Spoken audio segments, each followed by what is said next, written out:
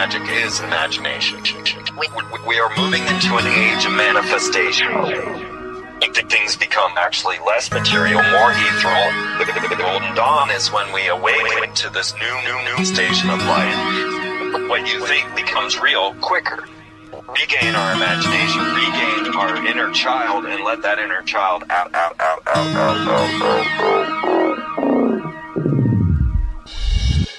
My name is Frank Castle, founding member of the music group Heist Click and New York City Neo Shaman.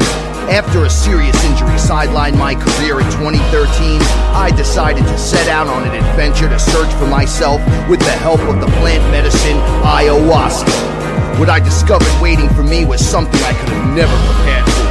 It was time for me to become something more, someone more. It was time I became fearless.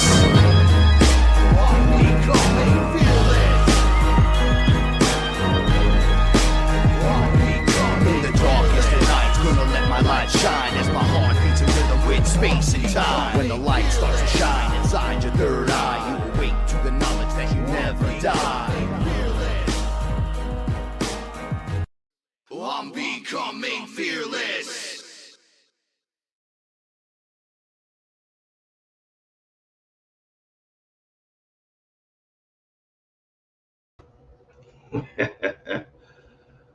What is up, everyone? It's your main man, Frank Castle, your sorcerer supreme, and this is Fearless. I want to say what's up to everyone. Things are moving a little differently with me, so just bear with me as I take you through the momentum and the shift that I went through, and how we turned something really bad into something pretty decent. So, shout outs to the Fearless family, shout outs to everyone in the chat room. And you know who I'm not shouting out today? The fucking algorithm at X is terrible right now. I just want to say, as a blue check, I am thoroughly unimpressed. Do better. It is an absolute shit show over there. I'm so tired of the social media robot bots scamming, scammies, whammies, political jammies, all kinds of BS in all directions, lies being told across the board. So frustrating. Can't even have any fun. Because everything's so politically charged right now. It's like, here's a picture of me and my cat just to break the cycle. You know what I'm saying? But I don't believe that everything I'm seeing online is real. So I backed out a lot. So, hey, shout outs to music group SunsOftheSun's music. I want to just say we got some really cool stuff coming out really soon. Go and check out the 12 songs we already have out. SunsOftheSun's music on YouTube, Amazon, and I don't want to say Spotify, but it's there. We don't like them very much anymore at all. But check us out because you might be interested. It's dope. Apple Music has it. Fearless is also on Spreaker, which put it out on iTunes and iHeart and Amazon and Podchaser and some other stuff as well. So the older episodes are going up. One a day. We're already in episode 13 of Fearless Volume 2. I had a shift. Wow, there's a lot of people here already. All right, awesome. It's good to see everyone. So I had to make a shift from the last time I did a live show of any kind. I was out in the yard. I was saying thank you to everyone. I did a live from the garden, and I was seeing that there was no one watching. Right, and I was like, "What the hell's going on?" It looked different. My setup looked different, and it shouldn't have. It should have just been going strong, dope. Right? Nope. So they had, as I was saying, thank you for everyone who's watching the show and paying it forward. They demonetized me right as I went live. and it caused like a crush in all directions for me. I realized nothing was getting pushed, and I was all the experts do a whole bunch of shorts, get a whole bunch of things going on, just content, and send it out. I did almost 40 shorts in content. I'm still under 2,000. This isn't a complaint session. I'm just saying shadow banning is real. Still under 2,000 after 7 years of putting out material, and so not just FearLess shows, but music as well. And I think I gained 19 followers from the last time to now. It's like this pull of your own teeth working with within the system that's provided right now. So I'm sure so many others go through this, not just I. And it's weird because when you ask the larger accounts about me, they know me. I don't know if it's probably from doing everybody else's shows. But for whatever reason, mine gets stuck in the dog pile, and which is now what happening. It happened to Heist Click on X, my original group, and then it happened now to Frankie FearLess on X.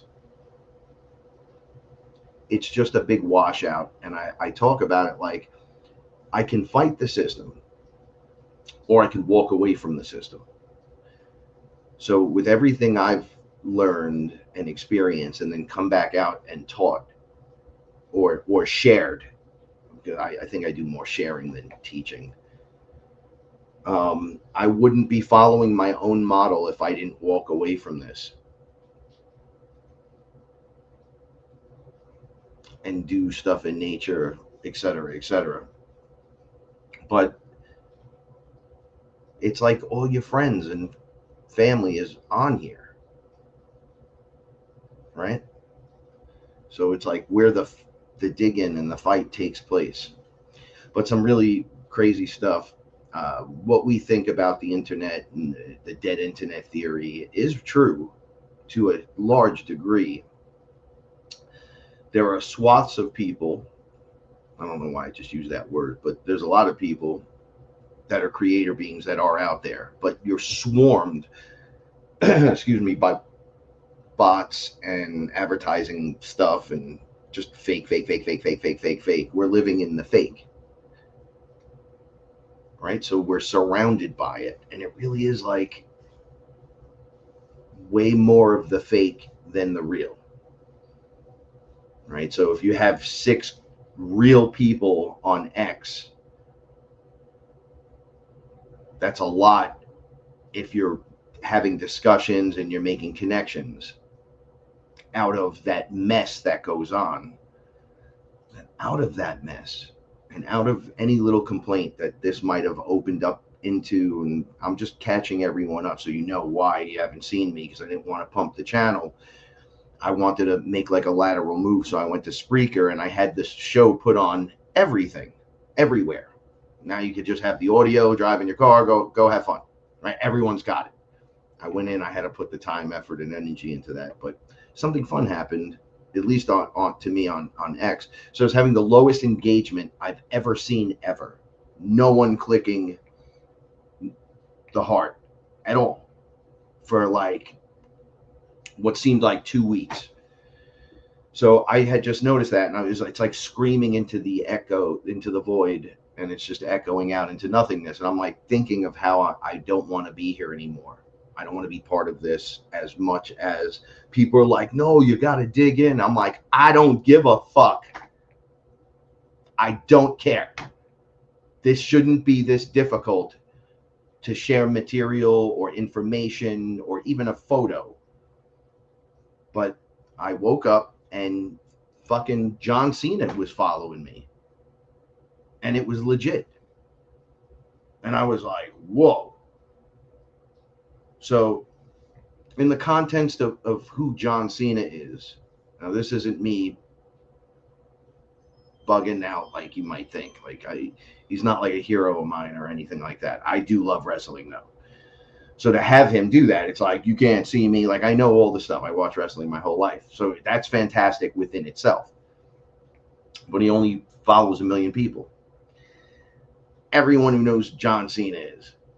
So I was like, oh, so this is how I downloaded the information to myself, like, yo, just hang in there, the whole world's changing and time and place and to pull away and all that, but your information is getting seen.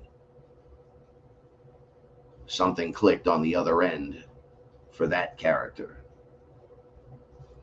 So it is working. Don't think for 1 second it's not. I was like, wow, that's pretty interesting. So it made me just really feel happy. And, it's a fun way for me and my friends to connect. I'm like, yo, John Cena follows me. And they're like, why? And I go, well, because of the information I put out, but my friends don't want to hear that shit. They just like, why would anyone follow you and listen to you? And I go, it's funny, but you guys are all miserable. I'm the only happy one outside of my one other friend who said literally to my wife and I, he sat us down, me and Paula and his wife, and he said, I keep thinking about us as older men, like the whole group of guys that hang out or used to hang out, and then we get together like once or twice a year. And I see how unhappy everyone is. Right? So I have a rule to myself, like you have to maintain your happiness, right? So who else is happy? And him and his wife go, the only other 2 people we know literally that are happy that we could be in touch with and like go and see is you two. It's Frank and Paul. Like, you guys are like legitimately happy. I'm like, yeah, I love my wife. Is that supposed to be the problem? And I love my life, that I'm alive in this place, in this time, to be able to spend and do the things that I just want to do. Like, that's a good thing. When we all are breaking through at first, it's like a big shit show. It's a prison planet they live into there's all this going on. Oh, everything's all here. And then on the far end of that it's all good.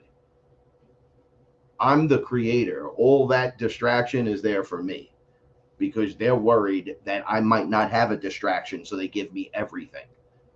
I'm aware of that. So I have fun with it now, right? If you're going through the vortex point or the keyhole where you're dropping your trauma weight, right? So you have like weights on, you got to fit through this like tiny port.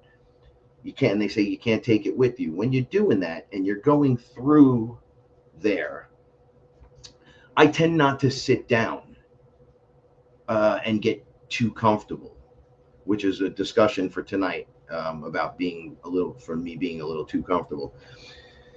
And you're supposed to decorate it, make it look nice, but remember, you're walking through something into something new where it eventually will land, where you'll be like, oh, it'll platform out a bit, and you'll be like, oh, I get it now.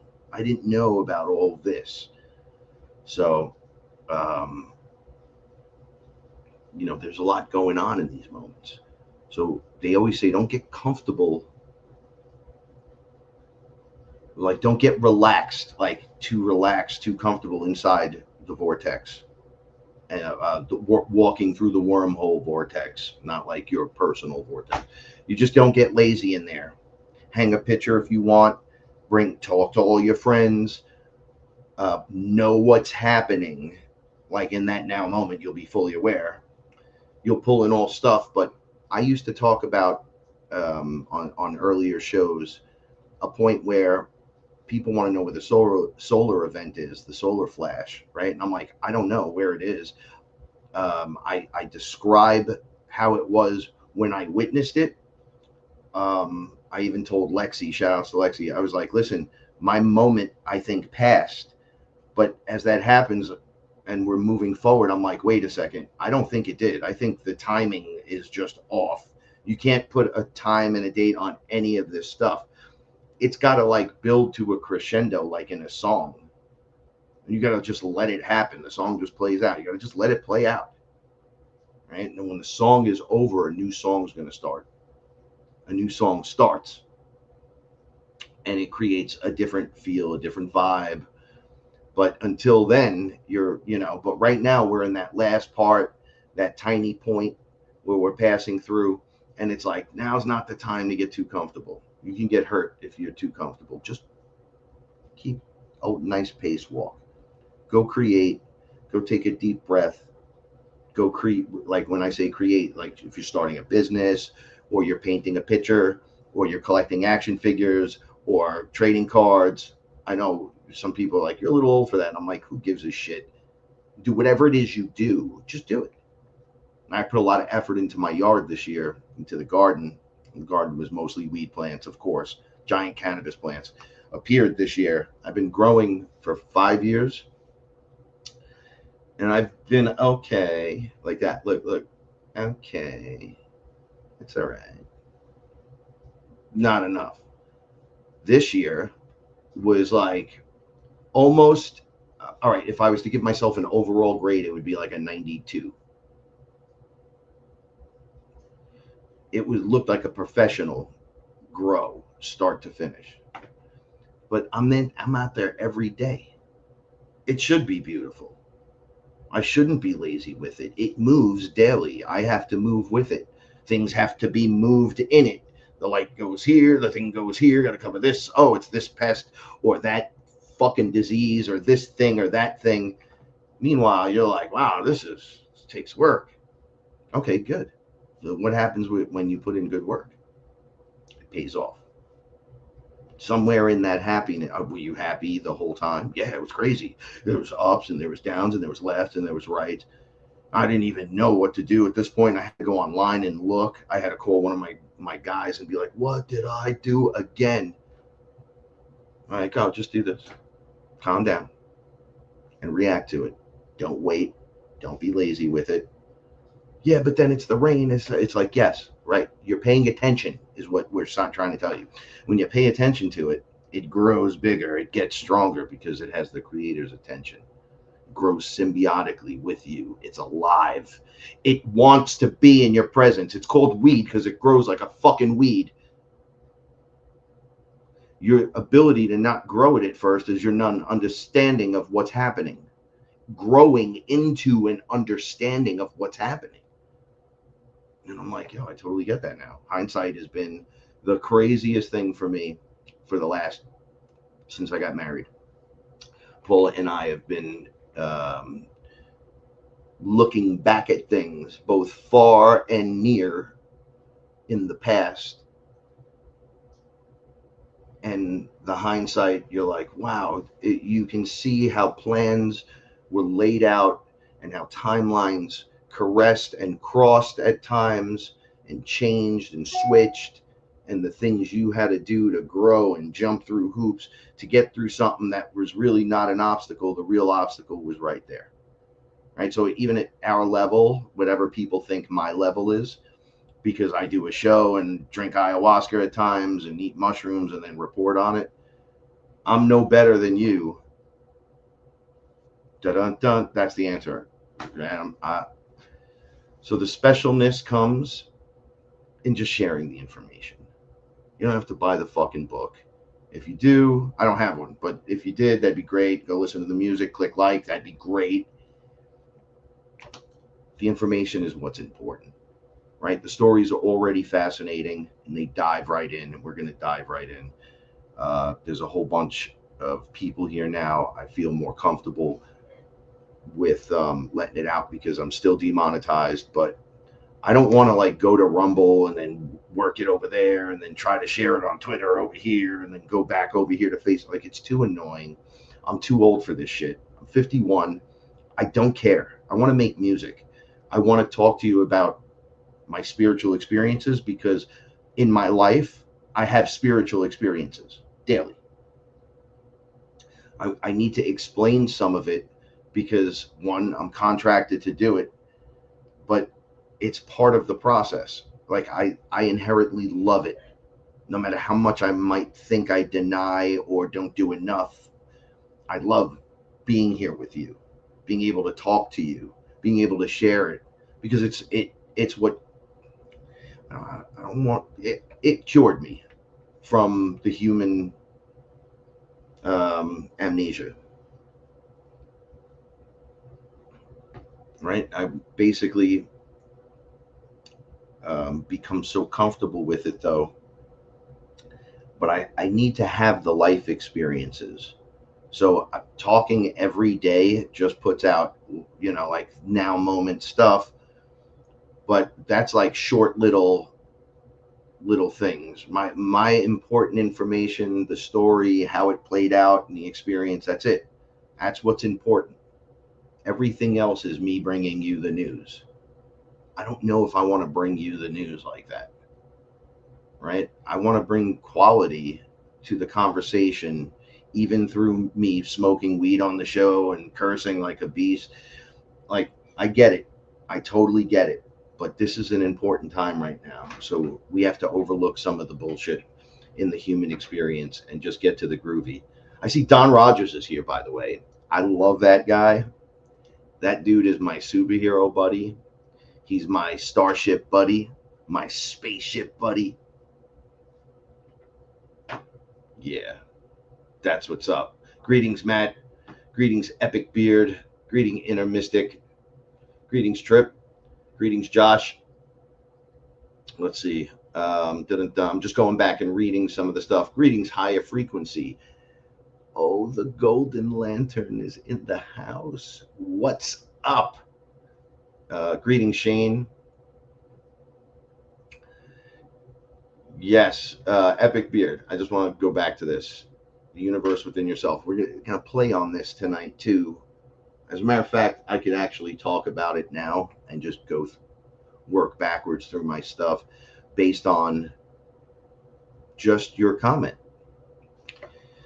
You are a universe to yourself, literally. Life is a school to learn to be the creator that controls your universe. Love begins by learning to love yourself and knowing how to love others. So one of the things that I learned about Three Eye Atlas, which everyone was bugging out on, and then I just had like this wild dream weeks ago. I was asked on a show, what are your thoughts on this? And I said, it's a seed of frequency, something to that effect. That's it. I dropped it at that. Well, what about ETs? What about this? What about that? And I'm like, I'll remind you, the ETs are already here. All the aliens are in effect already. They're already surrounding us, around us, in our skies. So that's normie slow drip disclosure, regardless of what it is. But under my mushroom experience, I was shown, how do I explain this? So it looked like it looked like a potato to me, right? A lit up potato, and it was moving, but I was pretty far back, just floating there, looking at it. And I'm like, well, what is this? And they're like, that's the 3-eye thing, right? So I'm like, all right. So what is it doing? And it was just giving off stuff, but it didn't have a tail. So I said, obviously it's generating that from inside if that's a vehicle, whatever. So he's like, when you get sick, what do you do? This is my guide talking to me on that experience. And I said, well, I guess we rest, we take medicine. I went through the whole thing when you're not feeling well. He's like, all right, you're not feeling good, right? So you take some aspirin. You take the 2 aspirin, you drop them in, and then the aspirin travel through your body. I'm going to make this all make sense. And then that disintegrates inside of you slowly over time. It's time released, right? So I'm like, all right, I get it. So he goes, no, I don't think you get it. We're looking at it the wrong way. He's like, let's back out of it. And he went all the way out of the universe, the universal structure, the whole thing out of it. Boom. And I saw the shape of the universal structure.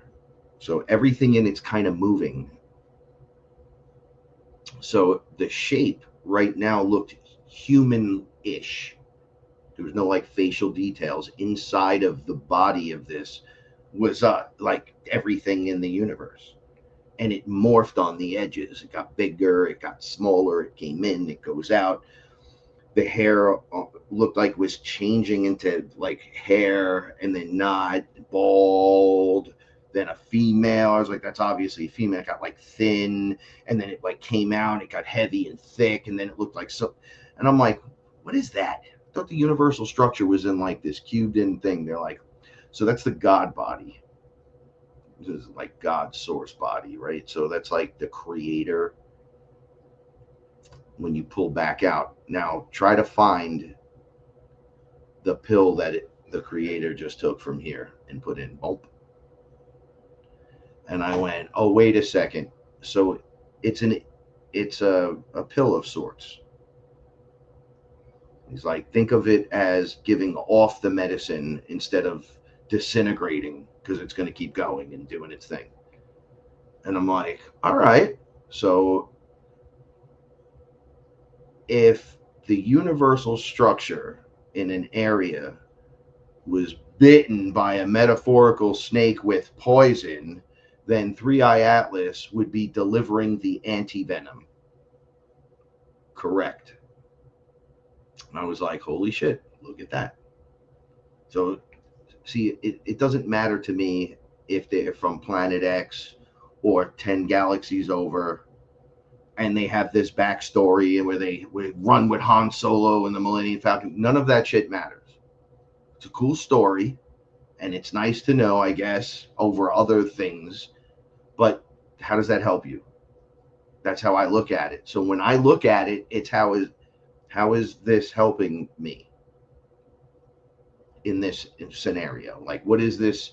Obviously, we're shown things for a reason. Okay, so then they're like, okay, so it's slow disclosure for the normies on a level that it has to drip nonstop now, because they have to catch up. So normal people that aren't into any of this stuff have to catch up with the fact that there is life everywhere. So this show deals with life everywhere in all directions, as if you were standing on a platform and every universal structure vibrates around you, and then you just tune into the frequency. And right now you're tuning into me, so it would be Frankie FearLess frequency, and you're watching it. Right when it's done, or you just had enough, you just change the frequency. So it's like happening all around us. So what you think is out there is really in right here, and it just echoes right here out. So it's not out there, it's right here. You know, it sounds weird, but this is how we're having a collective experience, and we're building and morphing inside this experience. So you are the creator, right? So as you being the creator,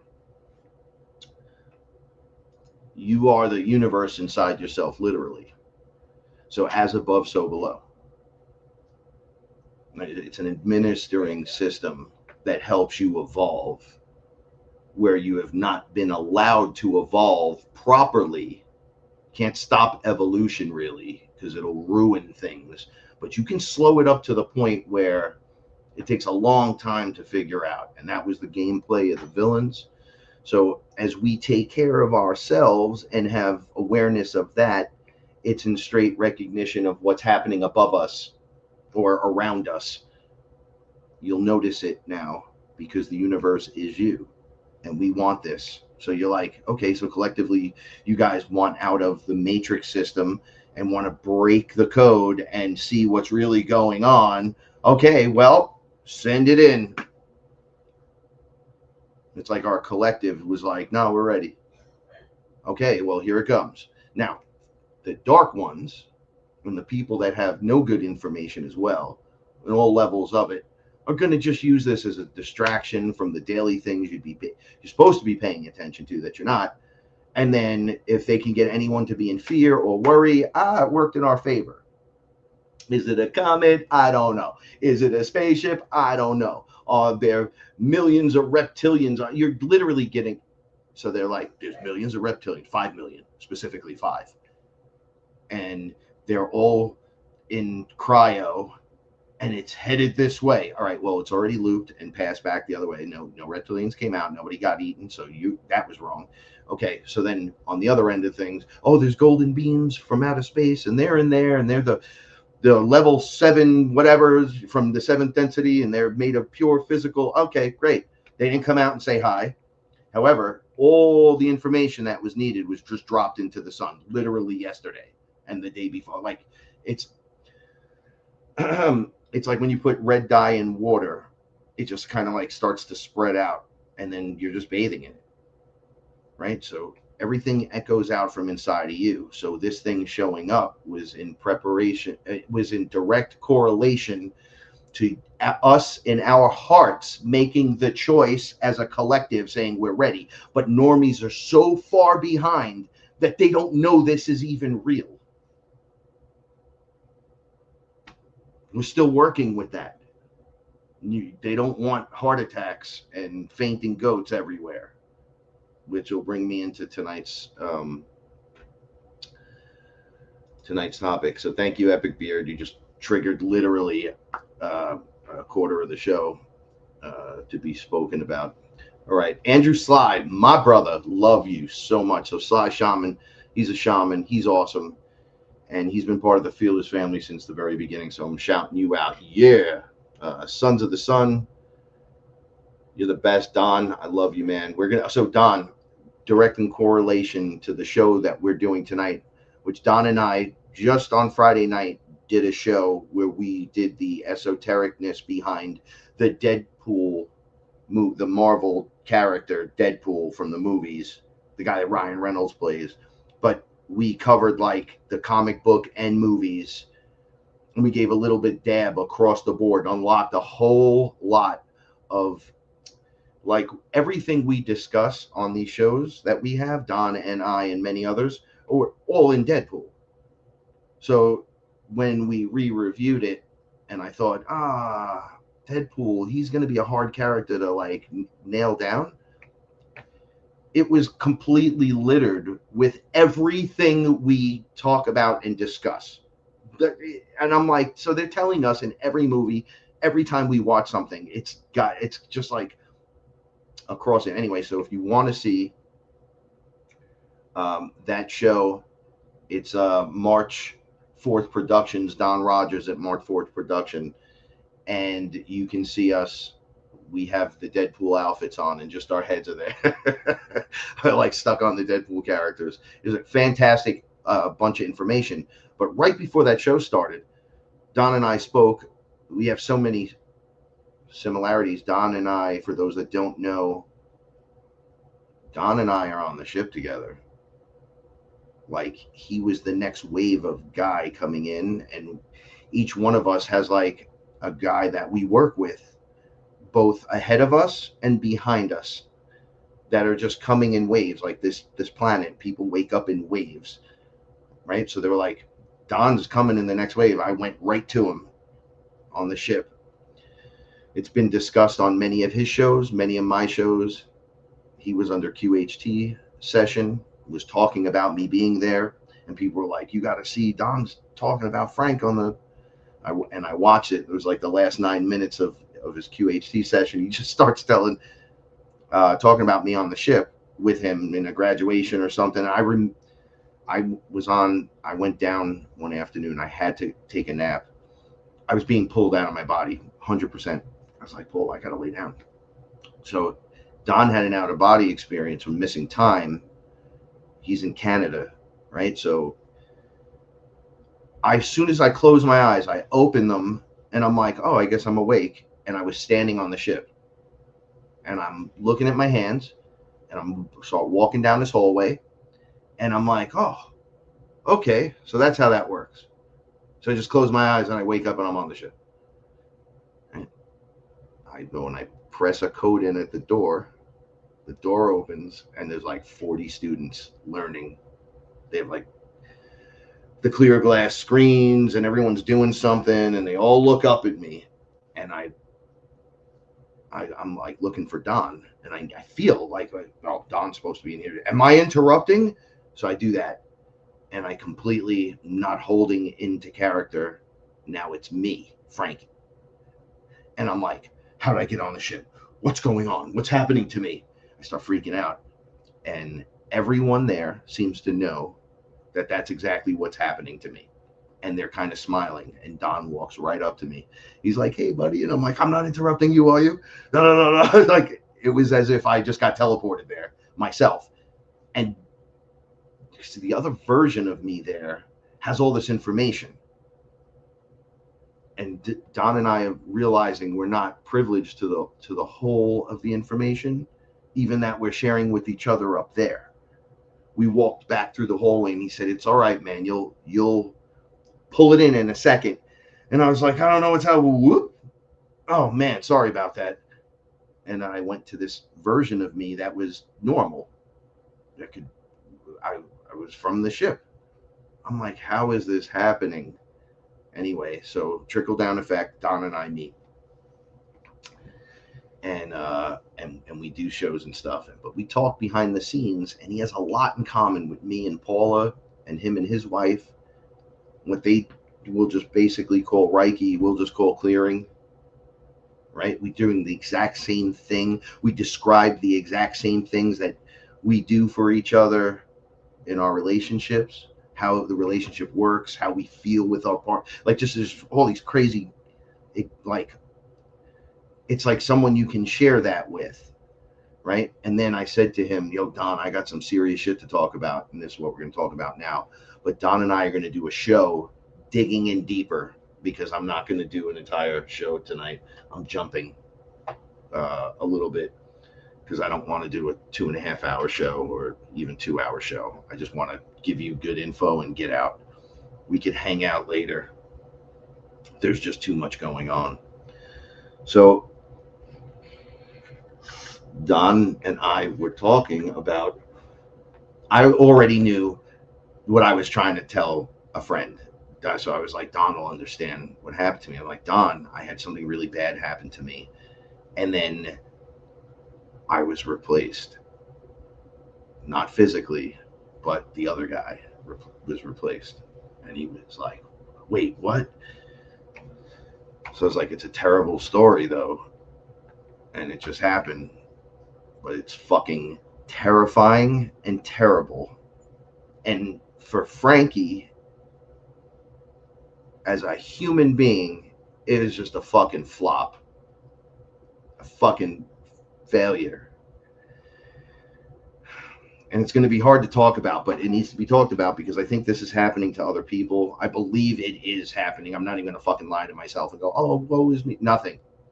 There will be none of that. So I'm like, "Don, I almost died the other day." So this is what happened.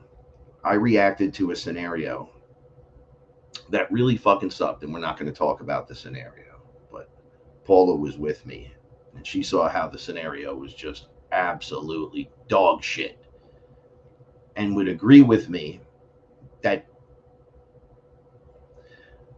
justice needs to be done. However, nothing can be done right now. So Frank's reaction to it, this conversation is going to get weird, because I'm going to talk about myself in the third person, which I hate doing. But I reacted so bad to something that was terrible, but my reaction, and I was like not in control. So I can't explain myself like a normal human being. So I understand when people do weird things or bad things or even good things, I can't explain to you why or how they were overcome with it, and it just occurred. But I had zero control. So the zero control turned out for me, it started feeling like I was having a heart attack. Then I had a full seizure. And I was sitting right here. I was standing, screaming. Like you guys never heard. I've never heard me scream like that.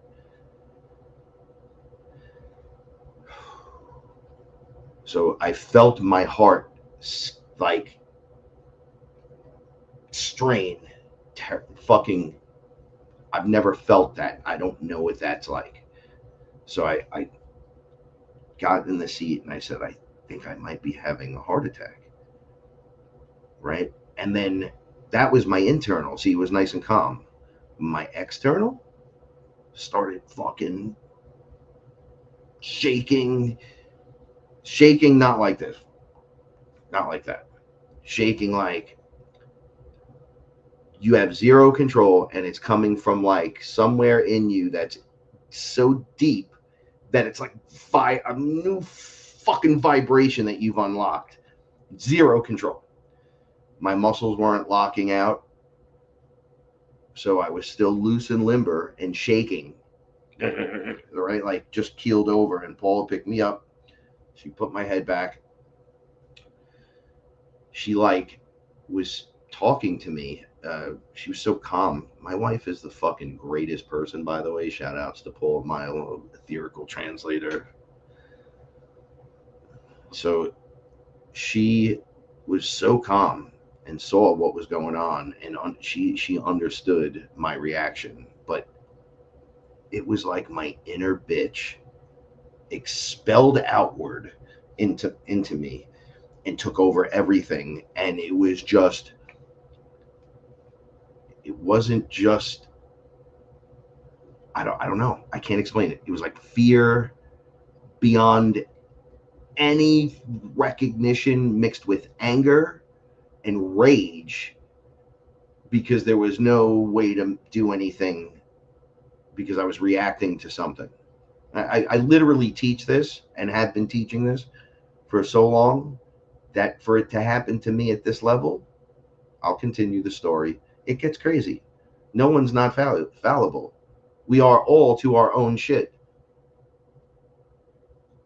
So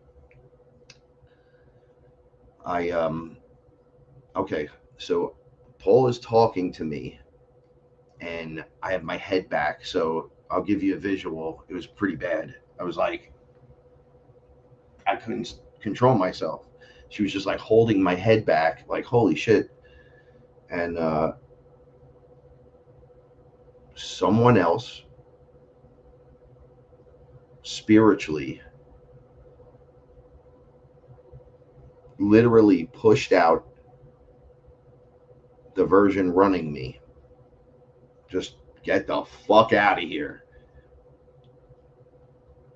Shoved him down. I saw him pop out because I'm hallucinating at this point. I think I'm dying. I'm like, I can't get myself back. I had zero control. I was like, this is it for me. I'm checking out. All I could think about was my wife the whole time. My cats, my wife, and how I couldn't control myself. Not what I actually got upset about and reacted to.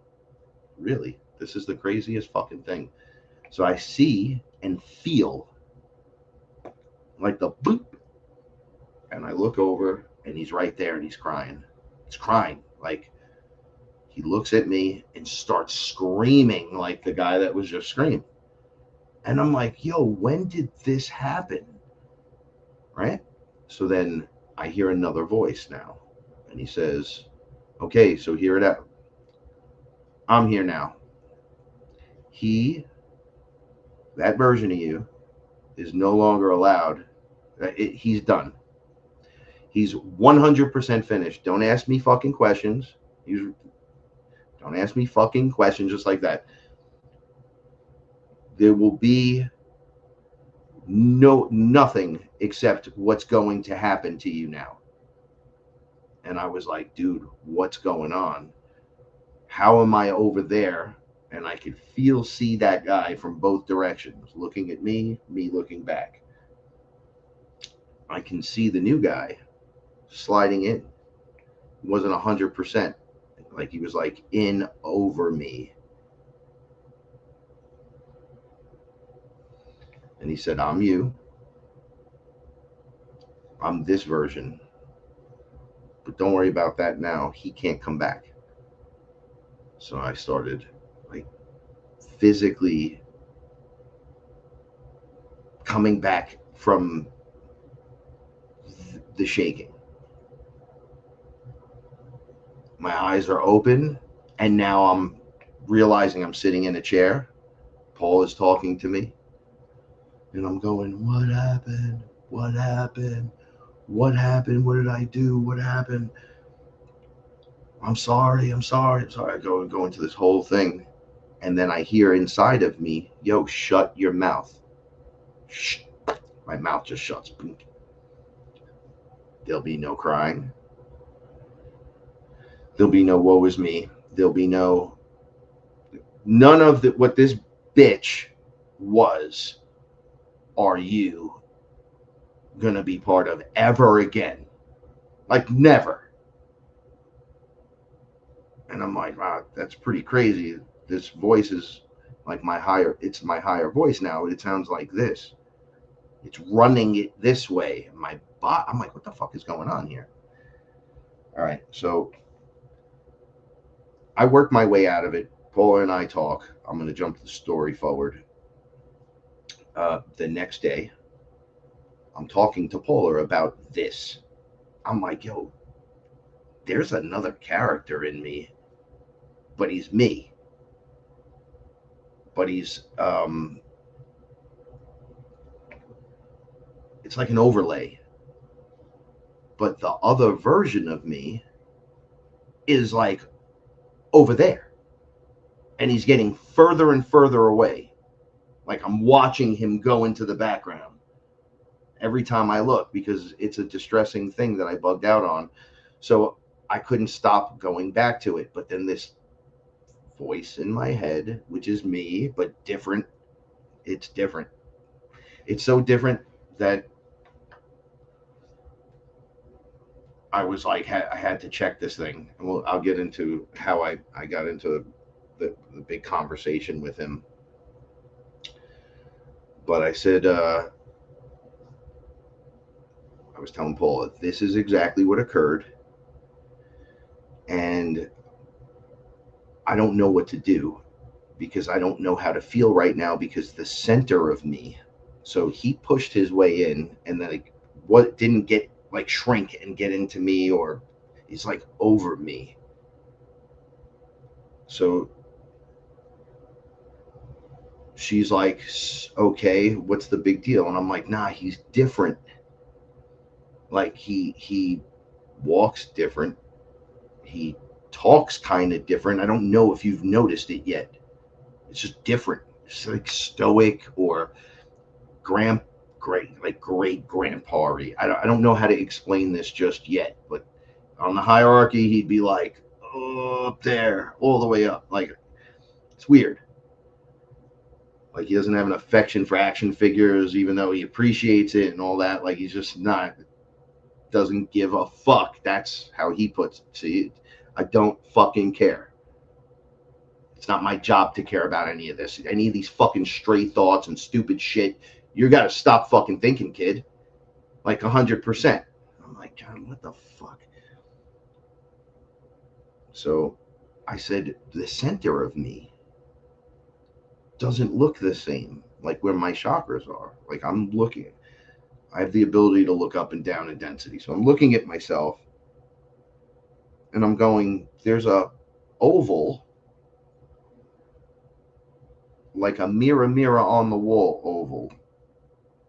And inside of it is straight empty.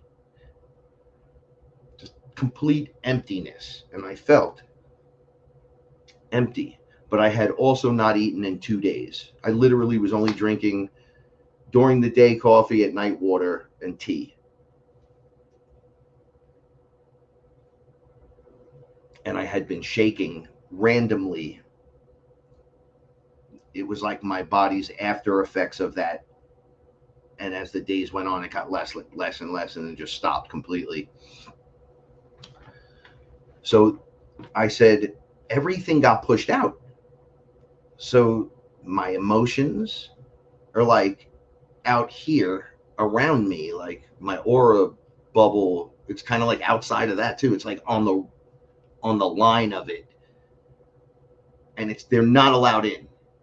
It's like, you can't go in there. You can't go in that oval, and Frank cannot be done, will not be done, cannot come in. And I'm bugging out from this because I'm going, man, I'm upset, or I'm all these different things. And they're like, yeah, none of that means anything. You're just not seeing it. You're empty, right? And I'm like, yeah, man, so empty. But man, do I love my wife. And right out of this area in that emptiness, it just emanated out like, I was like, oh, holy shit, what is that? And they're like, oh. So all that stuff on the outside's not supposed to be in you. You're not supposed to carry it. You're not supposed to put it on you or in you. And none of that shit. It's all supposed to be out here. You're supposed to be open and empty and then emanate. You're the creator. You create. You emanate love. Started showing me all this crazy stuff. I was like, wow, this is crazy. So Paula had asked me to clear her. So while I was talking, I was setting up, I was grounding myself and having this conversation with her. So I said, my heart still feels weird though. You know, my heart felt like it was squeezed, and then it felt like it got pulled this way. Like a cramp or something would, you know, when your arm just goes, blah, I can't move my arm or my leg. It felt like my heart did that up into the corner. So this new version of me starts, I hear him screaming inside of me as I'm grounding. And he looks over, and I look over with him because he's controlling me. It's like I can't help but see, but he doesn't have full control. So I'm kind of like head bobbling still like a dummy for days. I was like this. I was out of it. And I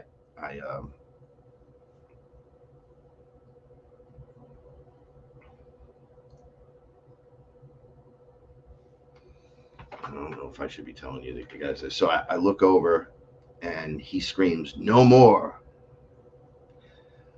No more. Like an angry man would to a child that's just not getting it. And the adult is just like putting his foot down. Like, that's it, bro.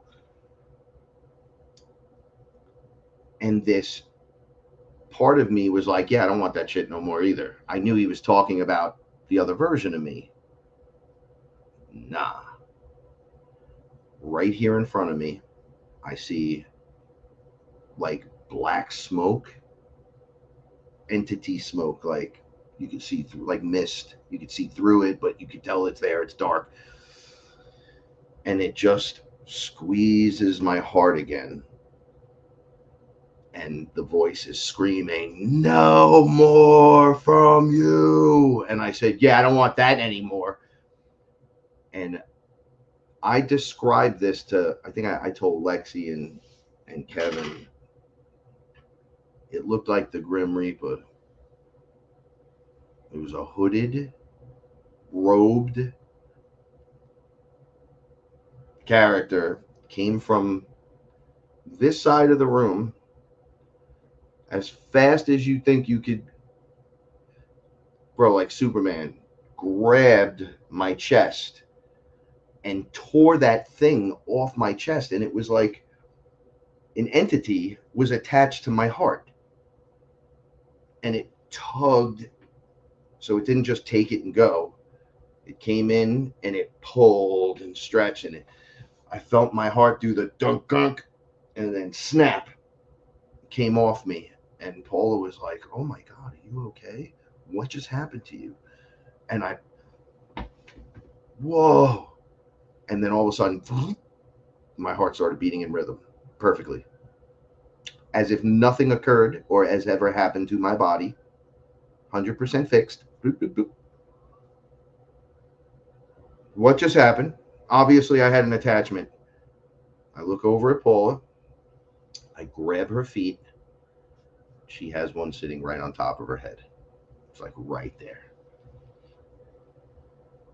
Take a deep breath, because we always go back. This is how I explain it. You got to go back to basics when you're in the midst of the crazy, because you'll forget, oh, I can do all these new magic things now. Yeah, okay. The magic trick is fucking breathe and tell your consciousness to tell everything else with intent what your meaning is behind what you're saying. And it could control the scenario, most likely, if it's an entity, non-corporeal. You can put it to rest right then and there. You don't have to worry about all the crazy shit, but you got to stand up to it and do. So I just looked, and it was like the breath in from my nose, and then the And the love I felt from my wife, I grabbed her little feet, her feet are little, and I grabbed them and I pushed my energy through her. And I watched it go up, cycle every single chakra, activating everything. It went quick, like if you're doing a sippy straw with all the little curly cues on it. Right? That's what it looked like. Filled her. I was grounded. It like blasted out of her head. And this entity was like, I'm out of here, bro. Like, I'm gone. Disappeared off into the background, not coming back. She's emanating new colors, gold and silver. I'm like, wow, that's an upgrade. She's like, bro, you cleared me. I says, well, we always do it for each other, but we got kind of subjectively lazy, so to speak. Paul and I have been together for 10 years, many lifetimes. And you can get, even in a good relationship where everything's working great, you can still get lazy within that. And within that laziness rests issues. Not happy experiences. Right? You gotta like not get lazy minded. This is what I'm realizing, lazy minded. So I'm explaining now to Paula, I feel like this guy's closer to me now. Like now I know, like he's cool. This version of me is a boss. Not a bitch, but a boss.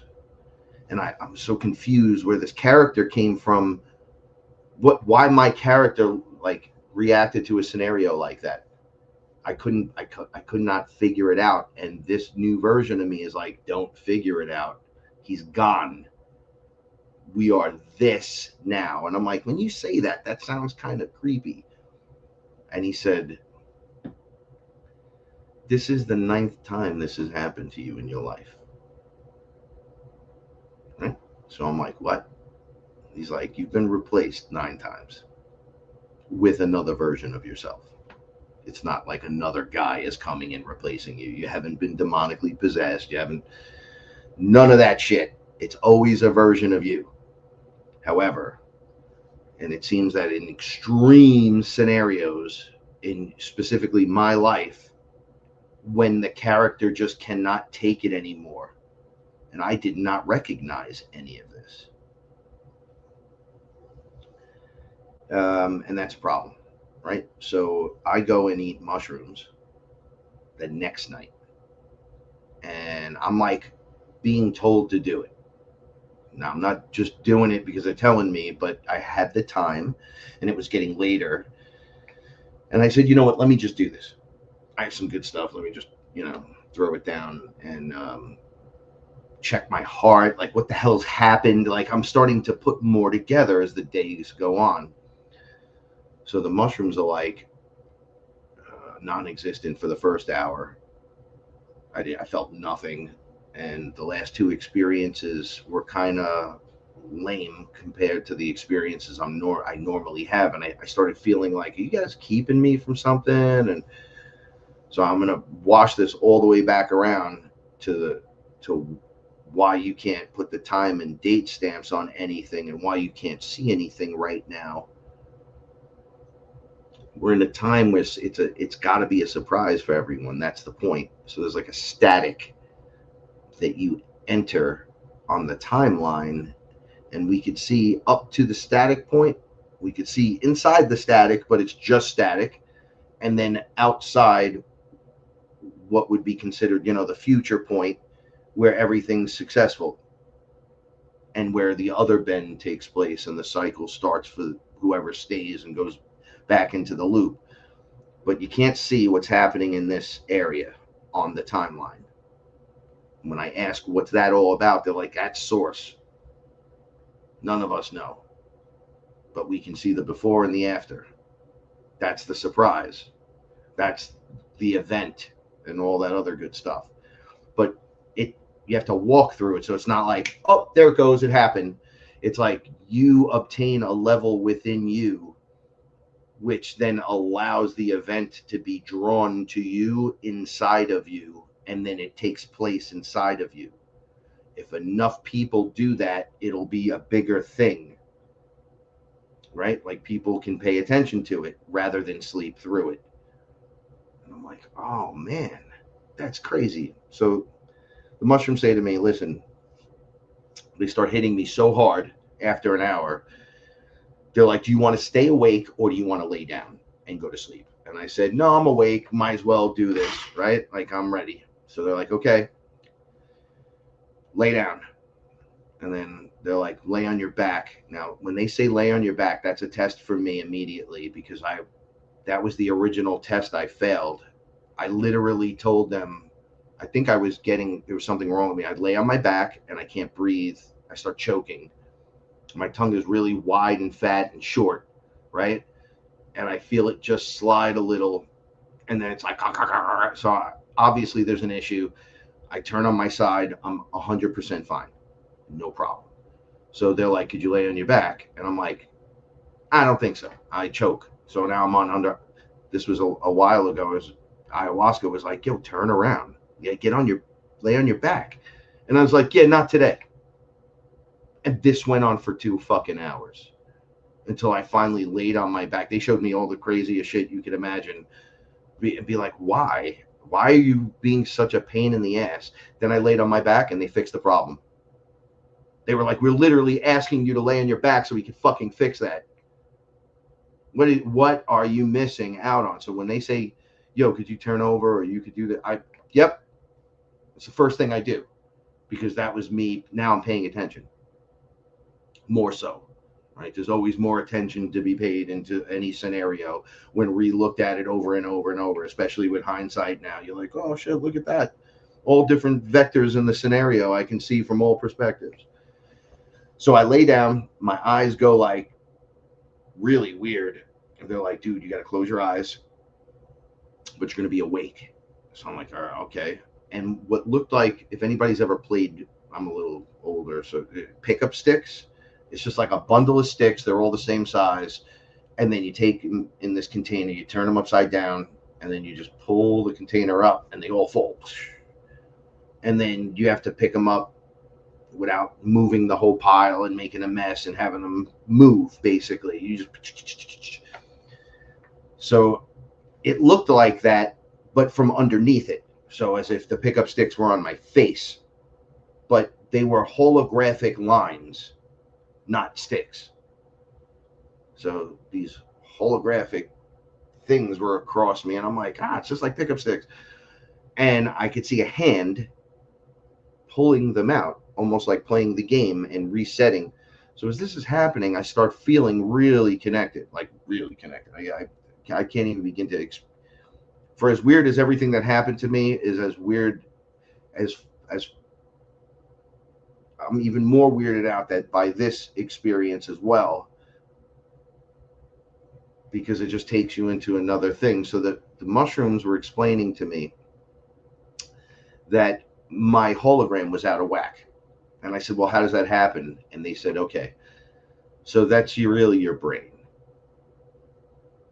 And I'm like, okay, so it's a metaphor of my brain. They're like, no, it's the hologram around your fucking head, for real, your brain area hologram, right? Okay, yeah, we had to recode it. I'm like, what do you mean recode it? They're like, readjust it, recode it, reform it, make it better, upgrade it, change it for the better. And I'm like, well, for the benefit of what? For who? For me? Or this new guy? And they're like, the new guy. You know, like, new guy, come on out. Boom, he's standing in front of me. He's got the white robe on, except I don't know what he is. I'm looking at him, and I'm like, he's gigantic. He's like, the robe looked alive. Like, it had multi-colors in it, but it was mostly white. Like, it was a white robe, but it had like these colors moving through it. And then he was multicolored. You know, he had wizard sleeves. because I made the joke, like you could see that he's wearing it, like it has a hood as well, and that the sleeves would drop. And I was waiting for him to pull like the rabbit out of the hat out of the sleeve, but as his hands moved, I said, is that 5 fingers or 4 fingers? Like, what the fuck is that? It's just energy, like, but you're obviously like more like a plasma being. And he looked at me and he said, I'm you. Okay. And I am the most ET being you will ever meet. I'm not from here at all. I'm not that other guy that was here that cannot be here.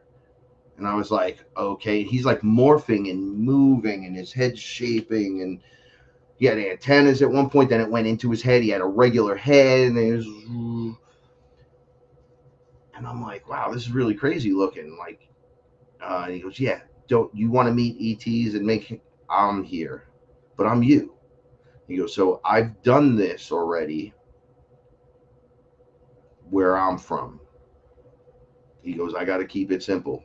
He goes, where I'm at, where I came from, I already ascended. I've already ascended here as well. And I was like, oh, word? He's like, yep. So I'm like, okay. He's like, so let me tell you that I've been watching this version of us since before all your reincarnations. So I've been tuned in since then, watching this whole thing play out. Then to come here, because I can see, I've been here the whole time, and then I can also see the future, what happens on this timeline. I know how it plays out. And as I'm watching, I see you metaphorically fall 3 steps before the finish line.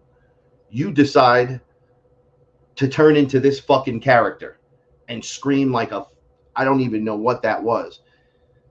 And I was like, no way. Not happening with me watching this shit. You're not contracted to die. You're not allowed to die, bro. And just jumped in. And he said, okay, I've been here now for a couple of days with you, right? How does it feel? I said, well, obviously the mushroom is fixing, it's like making adjustments for your evolution so I can be in your body, because you couldn't handle it. That guy can't handle it. That version of you would have been dead. You would have died 100%. He's like, think of your wife. You want to leave her behind because you have a little freak out, you little baby bitch? And I'm like, well, how is this conversation taking place? First of all, because there's me, there's you, there's him, there's this one. And he said, okay, all resonance of that bitch ass is what's been driving you. So that your onboard ego, AI, whatever you want to call it, has been rocking this guy for a very long time. So has become, picked up its traits, etc. It's all the things that make you Frankie, right? In this experience. So that's all stored inside the onboard. So the argument you're having, it's like the AI on board, your fight or flight guy is like, well, what the fuck is going on, bro? And I'm like, don't worry about it. I'm right here. He's like, you've already heard when the other guy was here, you had the same amount of voice, right? Like you heard the voice in your head and then the devil on your shoulder. You could tell the difference and all that. I'm like, well, yeah. And then your AI, you'd be like, your suit, your flesh suit sometimes does stuff and you're like, I don't know why I just did that. That's because it's running itself. You're not in control of it. So you got really fucking lazy at some point. And I got really fat. And I'm not going to lie, I was like 235 pounds. I'm only 5'8". I went birth. Like I'm down to 206 right now. I had to, everything changed so fast. And I don't know what the fuck to do. So my flesh is reacting to the new guy. and being put into check, while the mushrooms are rearranging everything so he could be comfortably here and also access all the things necessary for that kind of frequency that soul being rocks. That character rocks a certain amount of energy and needs a certain amount of output, input, whatever. So the body needed to be adjusted. So I spent the mushroom trip readjusting my entire system. And I said, so why was I empty? And they're like, you're not empty. That's the void. That's the nothingness, right? And out of nothing comes something. And what is the most powerful thing that you can do? I said, well, it's the power of love, right? And he's like, and why it came out of your heart, all that love, when you thought of your wife, it just poured out of your chest into her feet after your arm, like some Care Bear shit. And I was like, yeah, that was crazy. They're like, yeah, that's you. All of that inside can come forward, and none of this is allowed to come back in. That's one of the differences of ascension. That's not allowed there. So thus the reason why you're not crying like a little bitch. Thus the reason why you just woke up and made the change. And you're just dealing with it. What changed? I'm like, well, my attitude's different. I said, you better learn how to fucking rap. I could feel it in you. I could feel that you don't know how to rap. I'm making music. And he said, I know how to rap. And I know how to sing. Better than him by far. I said, that'll be yet to be seen. Right? I'm like arguing, battling with this version of myself, but submitting, going, it was a definite. I looked around and I was on a faceplate, like a clock face in the middle with this guy. And he was like locking into me. The mushroom was making it so it's permanente, right? So you could lock in, boom, it's permanent. That guy's here now. But on the clock face, 1 through 12 are other versions of me watching. One's an unexperienced version, one's just another dummy, and then it just goes all the way around to like a very experienced version, all different versions. So this guy came from the clock face and jumped in, pushed the other guy onto one of the other numbers and said, you know, you're not, it's not like you're dead or whatever. You're not allowed to be here. You can't be part of this. He even said, you acting like that. Then he was like, you think you're going to work with ETs and act like that? If they know that that's in you, which they can read, that's probably why they haven't fucking come back for a minute. They don't want you maybe screaming, take me with you, I fucking had it. Like, just, you got to let that stuff go. Even you, big guy. I'm like, me, I fucking ate mushrooms 5 times. The 2 times I had a report on it that was, I had something to report. The other ones you were like, sleep. And I'm like, you fucking kidding me? I wake up the next day, I feel great. Everything's good. Remember nothing. When did that start happening? They're like, you got fat and lazy, bro. We're not trying to disrespect you. We're trying to show you you got lazy here, here, here, here. And I knew that to be true. I felt that. I was like, that is true. That's not like that's a lie. So I got to wreck myself before I check myself before I wreck myself. I wrecked myself and didn't check myself. They're like, well, you see how the test came up because it was a test. They're like, you should have just walked through that. And I'm like, you guys kidding me? They're like, walked through it.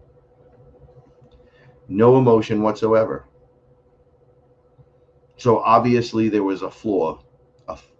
There was something, there was an issue. And that issue has now been completely fixed. That version's out. So now I'm dealing with this higher, even as I'm talking to you, it's like from my third eye here up is going like, and make like, almost like giving off concentric rings upward. I feel it, the thump and then the push forward. But a lot of this up here stuff isn't like the old me. The old me was a lot of this stuff. Like just a bit of a, you know, fun. I feel like I fucking lost a step, but gained 20 steps. if that makes sense. Now I'm very grateful and appreciative, which I've always been, but this is ridiculously strong and crazy. My connection is double, triple strong. I asked for angels out loud, and they were here surrounding me, and I said, I want to make sure I'm not hallucinating this. You guys sing some shitty songs to me sometimes. That's you guys, right? Who picks the songs? And they were like, well, we just kind of know what you like and don't like and whatever, and we just kind of slip stuff in when it works, just like one of the romantic comedies kind of. We're trying to be fun because we can't really get involved unless you say, hey, angels, I need you to get involved. So I was like, hey, angels, I'm going to need you to play something better than, and they broke into the song that I didn't tell them, but I was thinking. They just looked at me and just went into full song.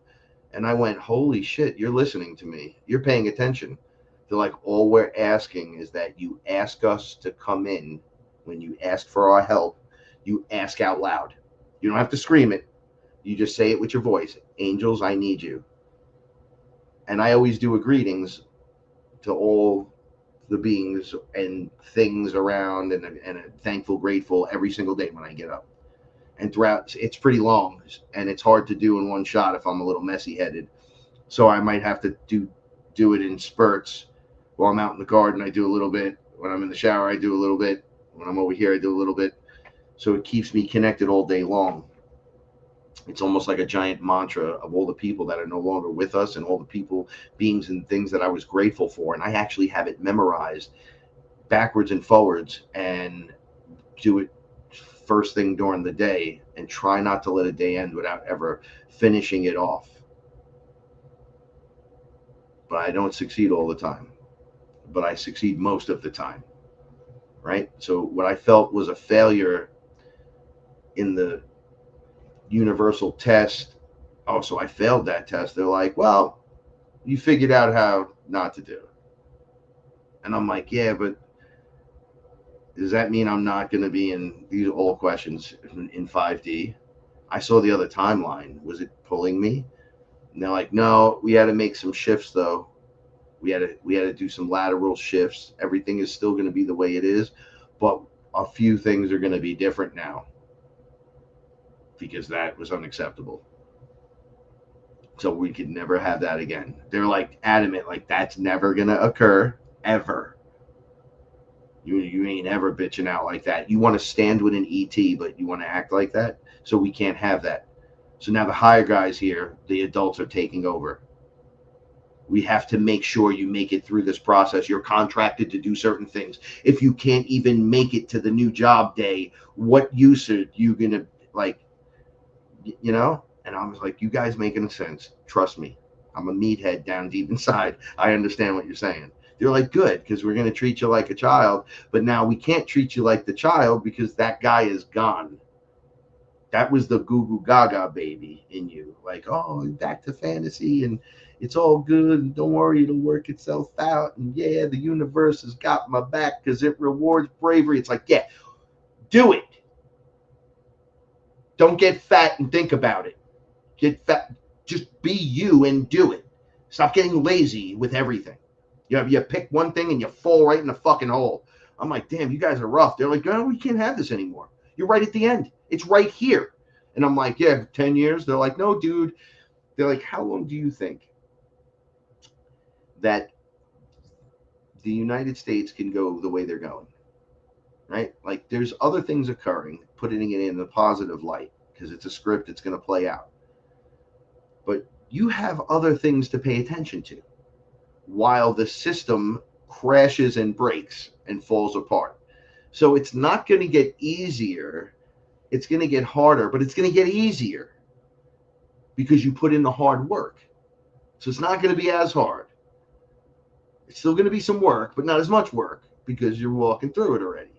I'm like, okay. They're like, okay, that guy, if he hangs out in a room and the mantis being actually walks in, that dude's having a heart attack.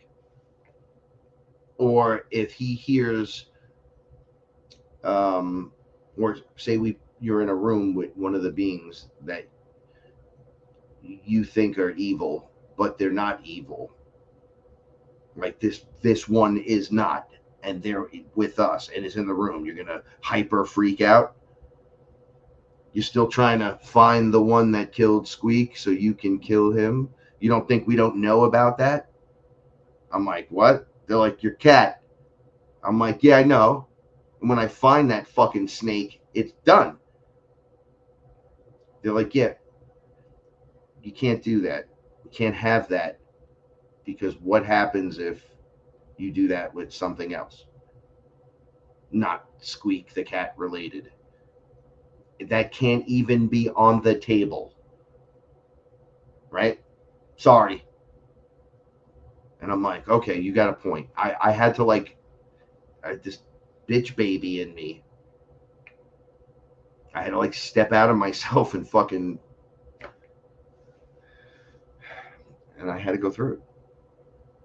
Really weird experience. Anyway, so now back to Don. Don was telling me, I gave Don the short story. Don turned around and gave me the short story right back in return and said, Frank, this happened to me many times. I didn't know that people were having this. So can we talk about it? And he starts telling me about him. And I'm like, holy shit. So much so that he was like, we have to do a show about this. I said, well, I want to talk about it on my show first, so you don't hear this on like a double show.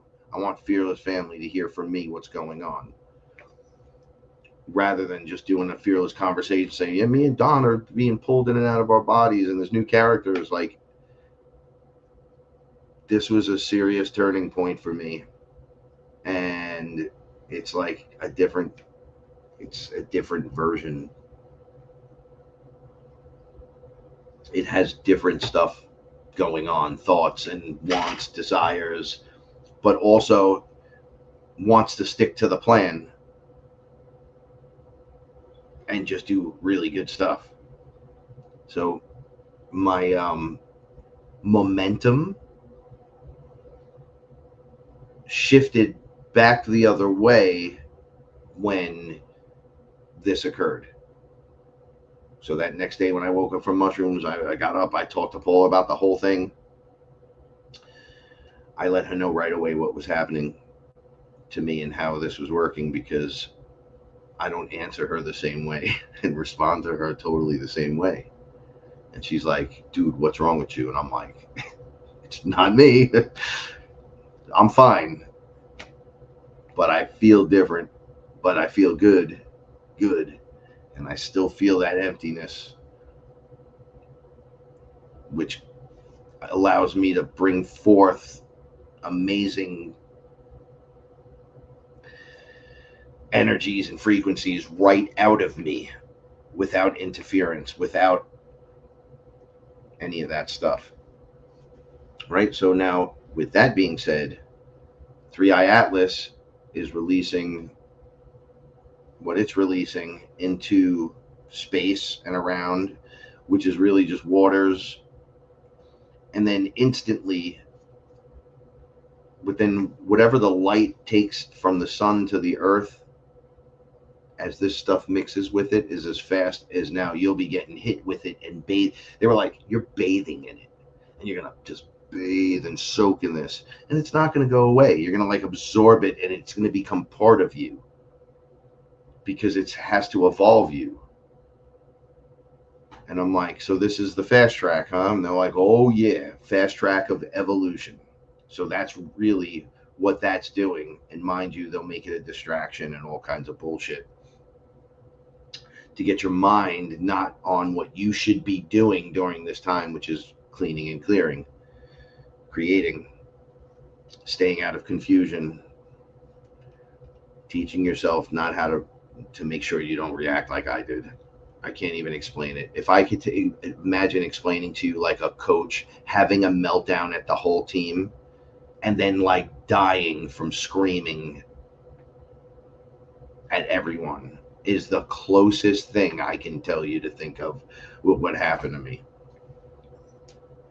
But that's, that guy's not here no more. So the new version's like, fuck him. That's how he fuck that guy. We don't need him. Thank you, thank you, thank you. We love you. Yeah, okay, go. Get out. We don't need that shit around here no more. We're not like that. You can't be who you are and be that at the same time. That's not allowed now. How are you going to squeeze through that pinhole of perception into the next realm? You out of your fucking mind, chubby boy? That they were just telling me as it is. And, you know, some might think is insulting. Oh, he's insulting himself and stuff. I'm like, there's this no nonsense, no bullshit version, like a drill sergeant, but a grandpa. Yeah, that's right, pansy boy. Now put your pants on and get the fuck out. No one cares. Get out. Just shut the door. No one cares. And I'm like, wow, that's pretty intense. He's like, do you care? And I'm like, no. And he's like, yeah, thank you. I'm like, oh, thank you. Thank you. You're welcome. I'm like, dude, this is fucking weird, this back and forth. And he's like, you're just having trouble. Your onboard's having trouble because the old guy was lazy and did certain things certain ways and thought a certain pattern. This guy thinks fast, quick, judging. Go, let's go, go, go, go. But go slow. Enjoy yourself. It's a beautiful day. But at the same time, it's way more direct, less fantastical fantasies. Like, yeah, dude, you have time for that. Sit around, you play with your fucking toys if you want to. It's like, dude, whoa. I was explaining my brother's he's like a manly man. He's like very harsh sometimes when he's talking to people, but he means 100% well. And he'll be like, hey, what the fuck's going on, man? How the fuck you going? Yeah, you fuck that shit. So if you know the people who we are and who we grew up with and how the people are around us, that's been highlighted our entire life. You actually get a creator being trying to push forward who gives a shit. So this guy reminds me of my brother. He doesn't curse as much, but he does. It's just funny how all this works out.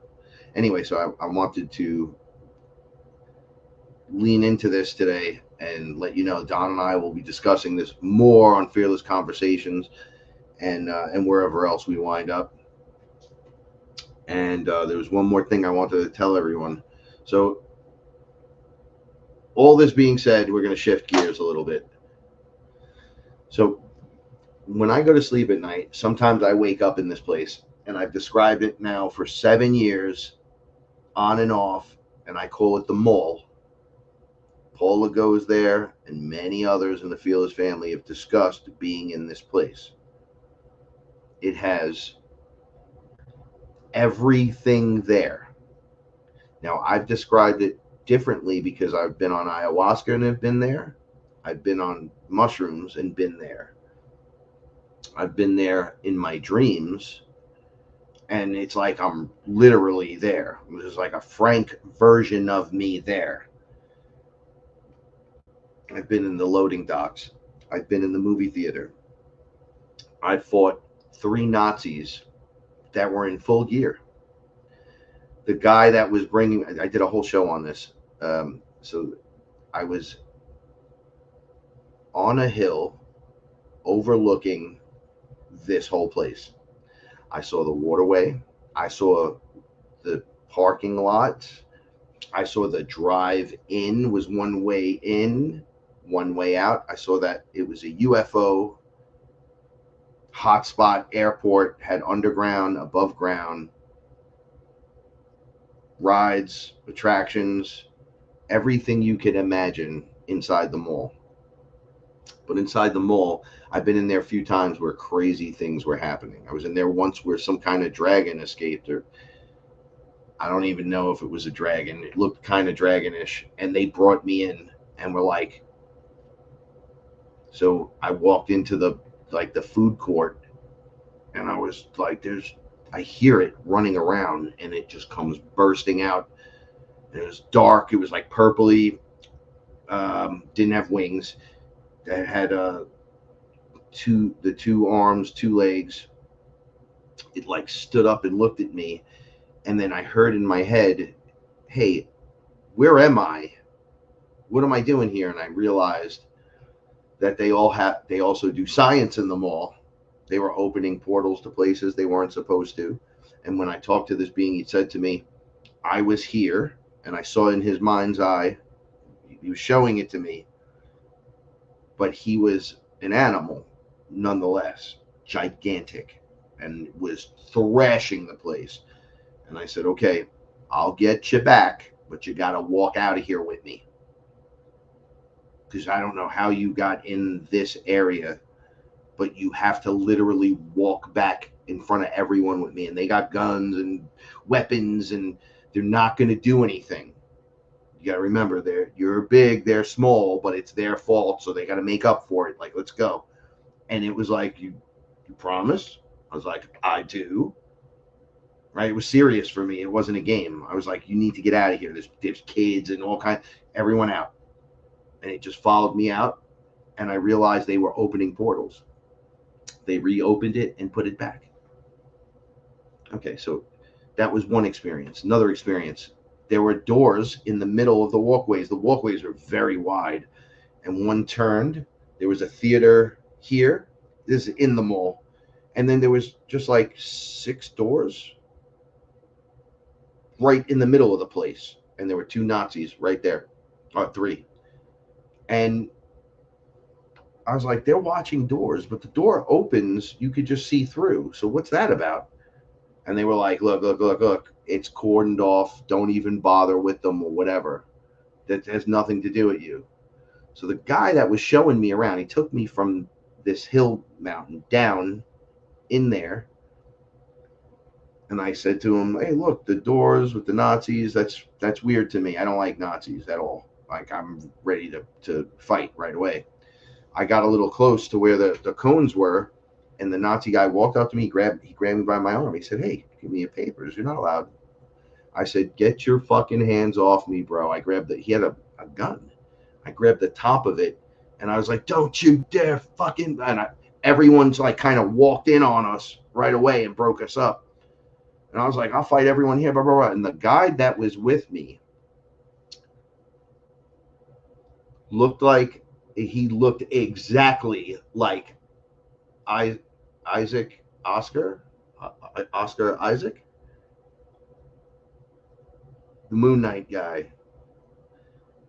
Exactly like him. As a matter of fact, I said, you look like the guy. He was in Star Wars. I go, you look like the guy from Star Wars. And he goes, and just like ignored it. Just was walking me through the place. He's like, dude, there's a lot. It goes inner Earth from here. I'm like, inner Earth? They're like, it's a port. So as he was breaking it down, so I'm like, wait, this is on the planet? And he was like, but how do you go to inner Earth by going down into those? So as time goes on, I've a lot of information on it, where I was living, the work I was doing. I was doing an inspection work there. I stabbed a guy there and was like, I don't want to be here no more. And I saw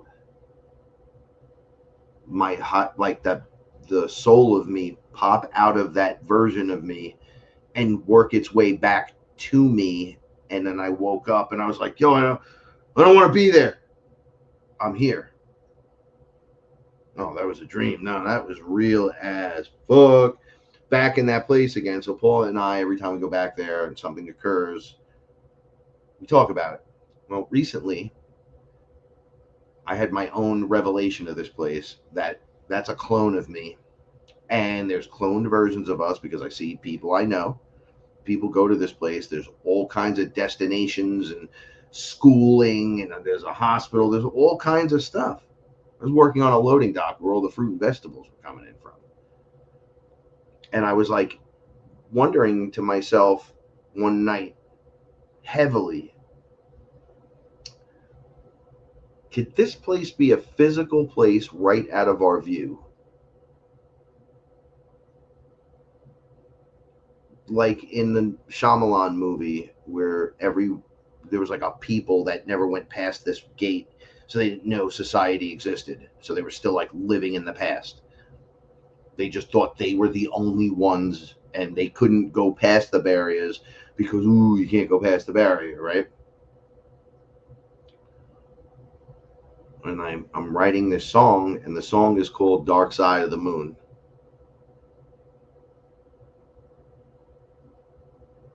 And every time I'm doing my lyrics, there's that version of me. Like, it just pops in. And the song isn't out yet, but when the lyrics in the song taking you through everything that's happening in this quarantined area on the dark side of the moon. And I started putting it together. So I said to my higher self, so listen, am I going there physically? He's like, when you lay down, that piece of you peels off that you're like, oh, going into the dream, goes back to the clone. And I'm like, what? And he's like, oh yeah, you're cloned. And I'm like, but I knew that. He's like, oh, there's a bunch of you. And a bunch of you out there, creator beings, are cloned. They want that, and they bring it into space, if you can believe it. I'm like, okay, I'm following. They're like, dark side of the moon, you never see it, right?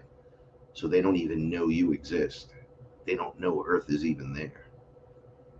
There's only so much they're allowed to do, which is why everyone's in this place. And I'm like, yeah, but it gets really confusing at times. They're like, that's you when you come in here. Frankie gets confused. Like, what the hell's going on? How many other clones have you jumped into? I go, well, now that you bring it up, I did an entire show where I was like crying about this. I was in this, felt like a Chinese, and it was me. I saw me, my brother. I saw Ralphie from Eye of Ra. A couple of ladies that I know. It was like we were all standing in the lobby of a corporate building in China in the city. And there were police cars, barriers outside, lights going off. And they were pulling down like the shade, like the windows were turning the shade. So you couldn't from the outside see what was going on the inside. But it was just like this giant lobby and an escalator. And we were all lined up. I had no clue why I was there. I was like, what's happening? It was real as it gets, though. I was like really there. I was panicky because I was like, where's my wife? Like, I don't feel like my cats. Like, it's really weird. And people were standing in front of me. I saw my brother, and I said, Rob. And he didn't respond to me. He was looking right at me like, whatever. Like, he didn't know me. And I'm looking around. Nobody knew each other. They were just looking around like we were stupid. I'm like, I know a bunch of these people. I know them, like, personally. Like, what the hell's going on here? So as I'm thinking this, a bunch of Chinese guys come out, a couple in suits. Then one guy, he just walks out. He has a machete. He looks at the first guy in the front part of the line and just hacks this guy to death in front of everyone. Body parts flying everywhere. And was yelling like, ah, ah, ah. And everyone was like, what? And I ran. My brother stayed. I did not waste any time. I took off up the escalator as fast as I could. I went into the first room that I could open a door, went to the window because it was still low.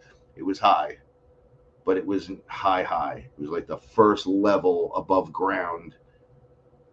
So it was like triple high maybe, as it normally is, but the windows opened.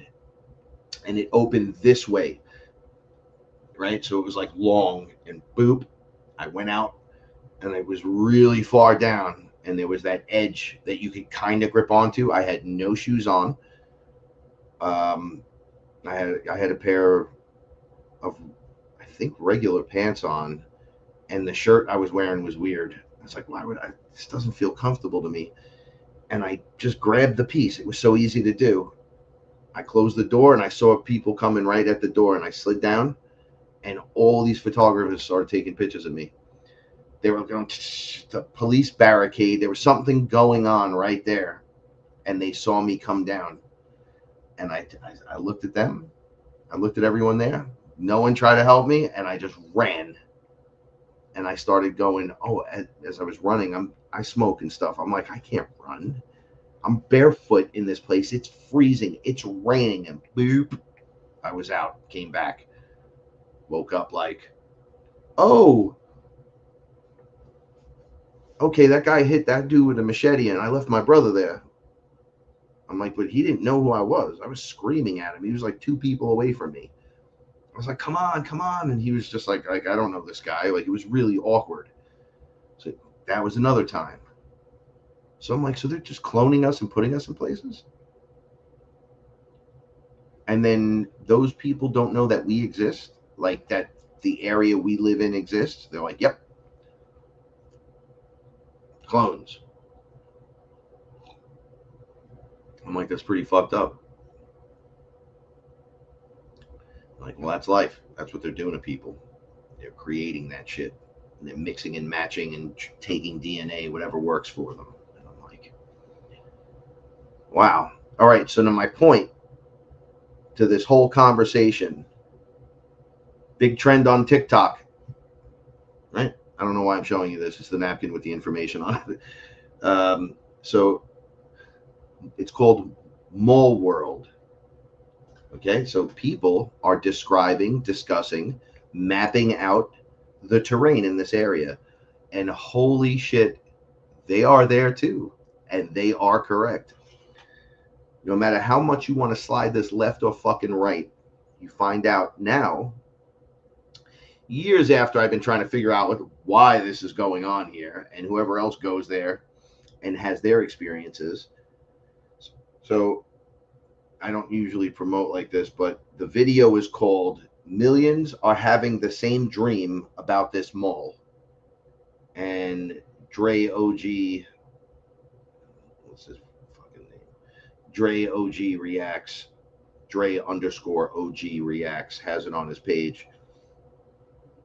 Shout outs to Della, Joe and Della, for sending this to me, because they know me for a long time, and this has been going on for a long time, and I've discussed this with them, and they've been there, and other people have been there, and other people haven't. Some people just have it, where they're just like, how are so many people are being there, and then how many people not? Well, I was seeing it from a version of not everybody's people, even though everybody's people and people are people. Not everybody's creator being. Doesn't matter what human suit you're rocking. What is rocking in your human suit is the question you need to ask. And I noticed those having the intense experiences tend to have the abilities. Because those of you, now you know who you are. I don't have to explain it to you. And it could come at us from any direction. So me trying to put a pin nail on something and like a definition on it might ruin it. But those of us going there might be the showing up. They try to say they think it's etheric and you can manifest there. I didn't see any of that shit. I was physically fucking there. There were ETs. There are people walking around. Everything you could imagine and want inside. And some outside too. And mind you, you go to places, it's like you don't know how you got there, and you know it's a fucking long way back the other way. And you're like, one time my cat got lost there. Sugar Pop was with me, and I was like, oh, I got Sugar Pop with me here. Oh my God, this is great, my cat. And she ran away. And people were like going outside in this one area. And it was like when you get to the end of the mall, and there's like that almost cul-de-sac piece where you have to go around the bump, but you can exit here, and then the other exit's over here. But this area right here, she ran out into that, and I walked out there and I said, okay, I should be able to see her from here. But right on the other side of the street, as far as you can see in a line, was like, I don't know if it was corn, like, and it just went. And I'm like, oh, she went in there and crossed the street. I'm fucked. I'll never find her ever. So I spent the entire dream looking for her, and I never fucking found her. I woke up and she was right here, and I was like, ah, all right, like, get over here and let me hug you. But what the fuck? And then I'm like, how is my cat there?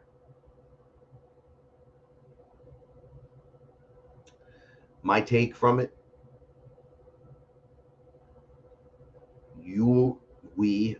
I'm dreaming. So there's that pop out version, and it's playing out details that, like etheric values, the cat being nervous, chasing it around. Meanwhile, the clone in his head is probably nervous and nutty, a little off, looking for something he can't find. Does this make sense? And then I go into his body, and it's just like, oh, oh, oh. I don't know. It's weird. I was in him one day, and he stabbed someone, and I immediately left. I said, I'm not doing that. Why did you just do that? But the guy was, he said to the guy, I'm going to do this to you. Fuck out of here. And the guy walked up to him and grabbed him, and he just, and walked away. And I jumped out of him like, nope. I want nothing to do with that weird shit. And he just didn't give a shit too. That was the other thing. He didn't care. I said, how did you just stab someone? So this isn't etheric. Or is it etheric? Can you manifest things here, or don't you manifest things here? Anyway, so here's takes after this video has 30 people in it discussing there. If you get through the girl singing in the first 30 seconds of the video, but she's singing about her experience while showing you a map of the area, and then you're like, this chick is crazy. Then the next one starts talking. Then the guy brings up another guy, and they all start talking about it. And I'm like, wait a second. A lot of people are doing this. And then it was one after another describing it. And I'm like, I've been to that spot. And when they have drawings of the entire area where their sections are, I'm like, yeah, the parking lot was damaged. There was so much shit going on there. You couldn't go over there. And that one was empty. And then you couldn't get back from this one. And I had to be in class. When the fuck did I start going back to school? So it makes you wonder what they're doing. You know, a lot of these movies like Divergent and weird movies have that going on in it, where it's like a clone of somebody over there in some kind of doing just something different. So I don't have all the answers. And you know what? I don't want to have all the fucking answers. I don't give a shit. I love you guys. I love me. I love this place. But there's so much thick bullshit right now that I just don't fucking care. Yeah, everyone here is worried that the communist is about to become mayor. He's a fucking, not a socialist. He's a fucking commie. All right? We're not even playing games no more. Just cut through the bullshit. Well, if Cuomo goes, dude, shut the fuck up. Vote anti-communist every time. You don't want that. And you don't want the grandpa killer. That dude killed my grandparents. Fuck out of here. My grandfather went to the hospital. They put him right on the fucking respirator. If they pulled it out, he died. So fuck him. Right? There's so much to be angry at, and there's so much to be, but there's so much to be grateful for, and there's so much that is beautiful. Pay attention to the beautiful. Be aware of the dark shit. I'm not saying, but you got to protect yourself. Don't go out and fucking get involved with protests and think, I'm a patriot, gonna take back the fucking country. Woohoo! Like, there's people that do that. Let them do that. The creators need to ground in and bring that energy, the high frequency, to help lift Earth through this process. I'm just keeping it simple. Right? It's a hard enough process as it is. Everybody's got a job to do. Just, if you can't figure out what to do, take a deep breath and just meditate on you, because you're enough.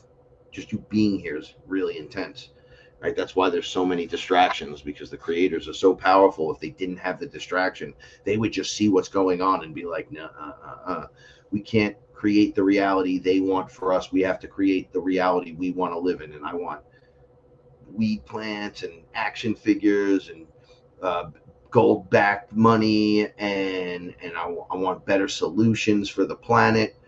I want my own piece of property so I can be the ambassador and the caretaker of that spot.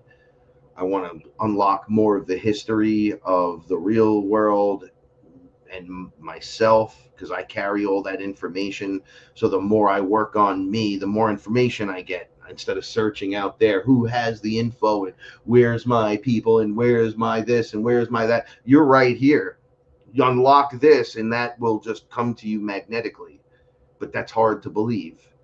What are you telling me if I just sit in a room? I'm like, I fucking sat in a room and ate mushrooms. I was with my ex-girlfriend. She told me I fucking hate you and went in the other room and was like, it was like the wildest experience. And Paula, one of her versions during my mushroom experience in the living room of my ex, it looked like the ship that she was in, the window was like shaped like the half dome.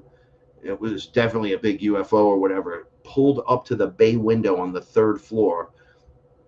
And then when you look down from that, it was like down a hill, so it looked even higher.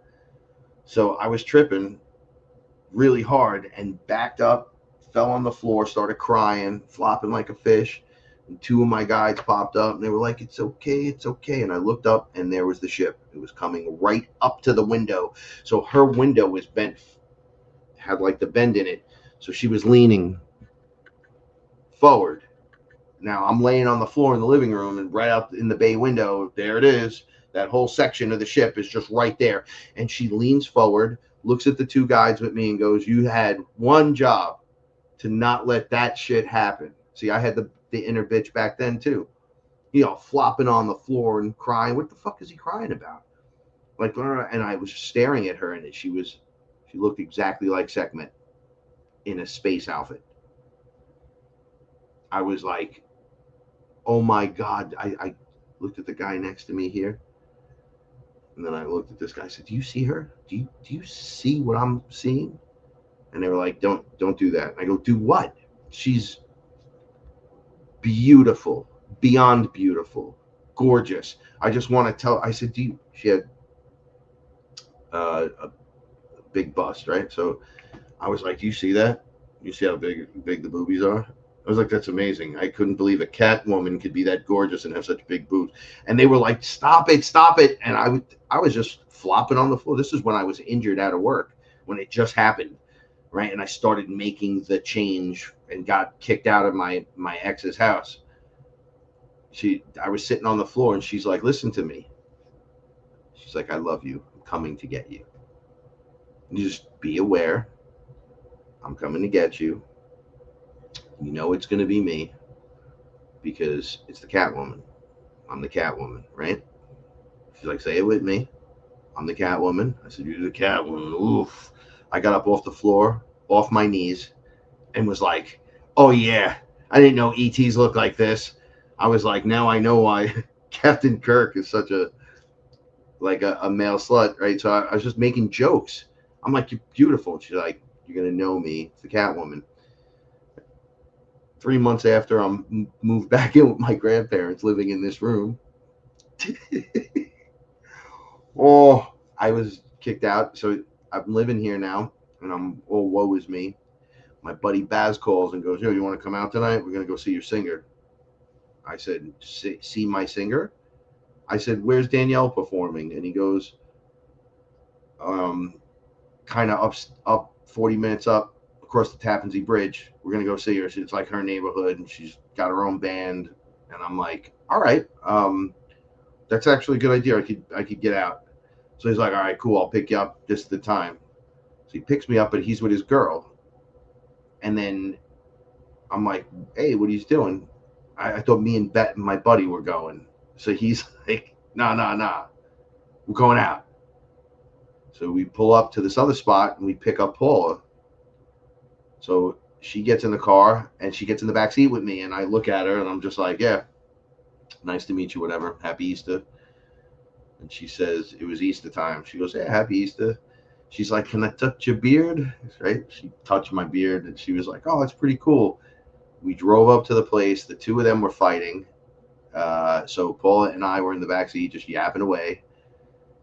Like 2 best friends, like meeting each other again for the first time. We were just yapping and yapping. We get out of the car and the girl threatened us like, oh, I'll take both these home and I'll go home or whatever. And I'm like, listen, 40 years old. The 2 of us will make it. I said, you stay with me if they throw us out? She goes, yeah. I go, we'll get home. I got a credit card. I make fucking money. Don't worry about it. So we pull up in front of the place, and we get out of the car, and Paula comes out, and now I'm seeing her for the first time. Like, I'm looking at her standing up, and she's short. She's like, yay big. She's like, yay big on me. She's got a big bust. She looks me in the eye and she goes, do you know that I know your brother? And I'm like, you do? You know, how do you know Rob? She goes, oh, Rob was the first time. Like, we have this thing. So Rob tells a story on his route at sanitation. There's this house, that's the cat lady's house, where they throw out so much fucking cat food and cat stuff and blah, blah, blah, blah, blah. So my brother always fucking complains. So he's like, that's on my route. So then he complained in the family and made fun of it. And then, like, to family members, because it's right down the street over here. And he's like, do you know who this person is? Do you know who this person is? Then they met. And she's telling the story of how she met him. And she's really pretty. So he goes,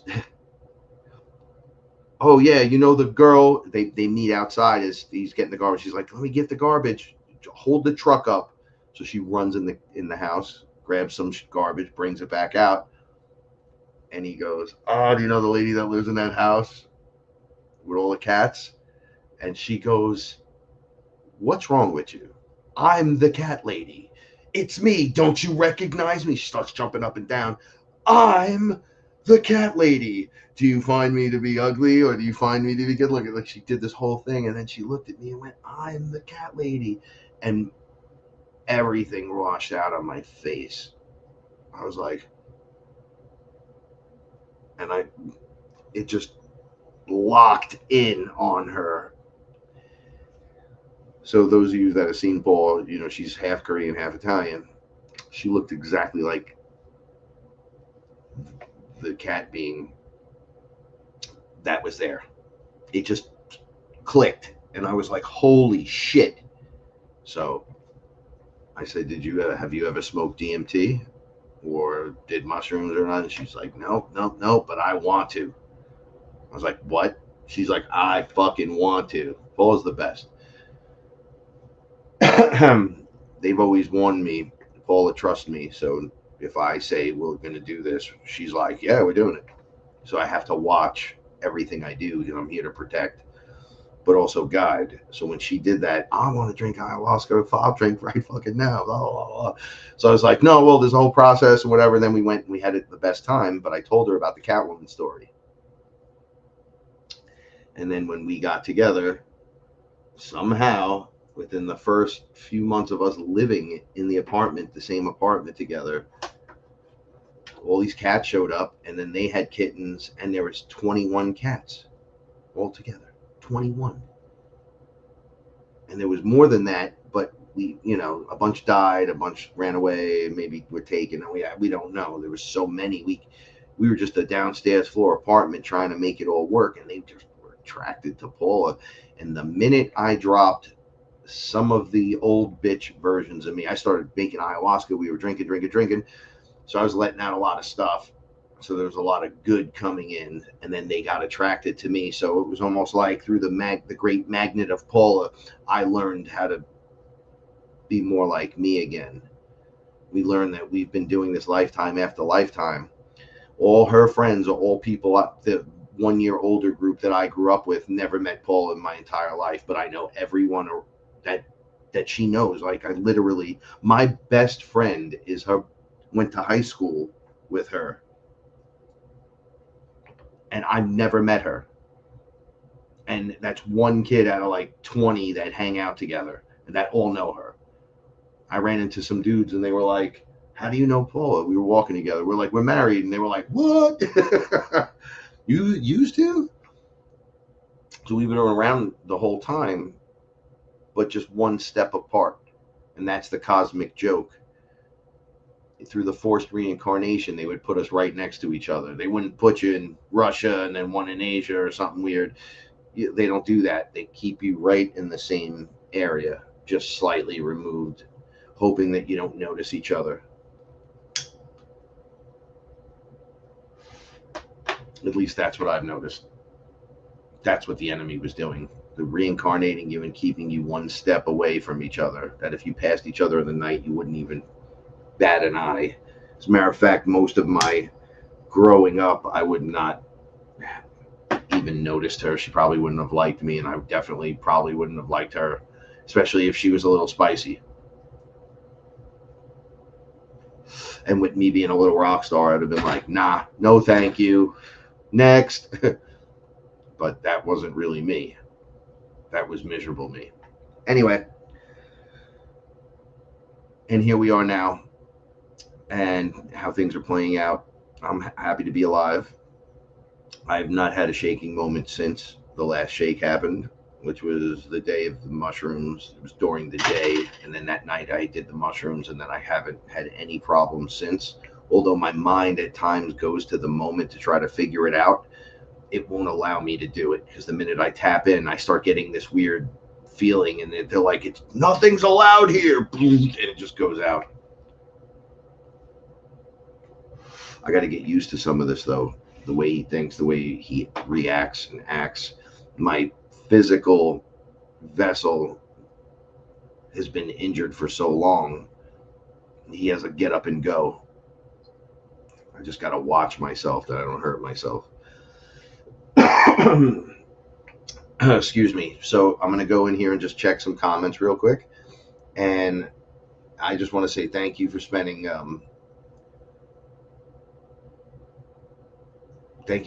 time with me. Thank you for hearing the story. Thank you for understanding this. This was weird for me to talk about this. And Lexi's here. Hey, Melinda, Tennessee. X5. Yo, 88's here. So, Shane, buddy. All right.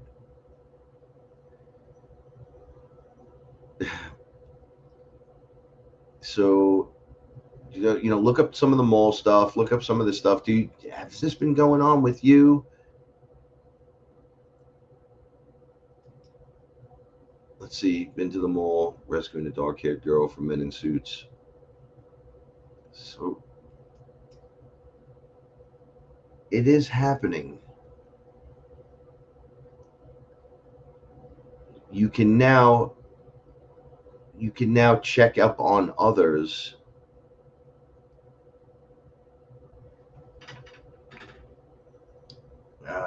out there. We branch further than we did. Sorry for all the ridiculousness. I was just reading, trying to catch up. So we now can connect more, connect better.